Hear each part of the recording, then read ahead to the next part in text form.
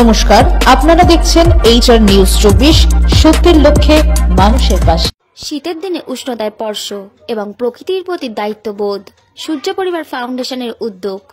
নতুন বছরের প্রথম দিনে সূর্য পরিবার ফাউন্ডেশন একটি মানবিক এবং পরিবেশ বান্ধব উদ্যোগ গ্রহণ করেছে। আজ এই সংস্থার পক্ষ থেকে 100 জন প্রয়োজনীয় মানুষের হাতে তুলে দেওয়া হলো শীতের পোশাক। শুধু তাই নয়, প্রকৃতির প্রতি দায়বদ্ধতা থেকে তাদের প্রত্যেকের হাতে তুলে দেওয়া হলো একটি করে গাছের চারা। সংস্থার সদস্যদের মতে প্রকৃতির ভারসাম্য বজায় রাখতে এবং পরিবেশ সচেতনতা ছড়িয়ে দিতে সারা বছর ধরে গাছের চারা বিতরণের কর্মসূচি পালন করেন তারা। নতুন বছরের শুরুতে এই উদ্যোগ তাদের দীর্ঘমেয়াদী কর্মসূচির একটি অংশ।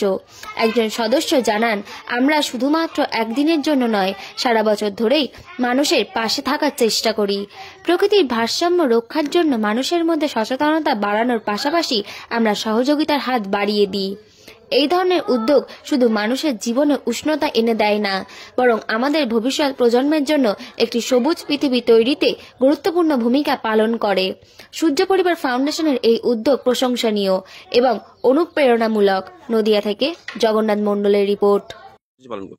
আমরা সূর্য পরিবার ফাউন্ডেশনের পক্ষ থেকে নতুন বছর উপলক্ষে আমরা আজকে কিছু দুস্থ মানুষের সেবার জন্য কিছু জামা কাপড় দেব বলে সেই উদ্দেশ্য করে এসেছি। এবং আমাদের মেন উদ্দেশ্য হলো আমরা প্রত্যেকটা অনুষ্ঠানে প্রতিটা যে অনুষ্ঠানে যাই আমরা একটা করে গাছের চারা দান করে থাকি, কারণ পরিবেশ রক্ষা আমাদের কর্তব্য এবং সবার কর্তব্য। সেই হিসাবে আমরা আগামী বছর যেন আরও ভালো করে করতে পারি, এরকম উদ্দেশ্য নিয়ে আমরা আজকে বাইপাস সংলগ্ন একটা এলাকায় এসেছি। কিছু দুস্থ পরিবারের হাতে নতুন বছরে কিছু বস্ত্রদান এবং গাছের চারা তাদের হাতে সামগ্রী তুলে দিলাম। সারা বছরই এই ধরনের কাজ করে থাকি? আমরা সারা বছরই এরকম কাজ করে থাকি। অসহায় মানুষের পাশে সবসময় আমরা থাকি, যত রকম ভাবে আমরা সাহায্য পারি, যেটুকুনি পারি আমরা সাহায্য করি। আপনার নাম? আমার নাম বিকাশ কুন্ডু, সূর্য পরিবারের একজন সদস্য।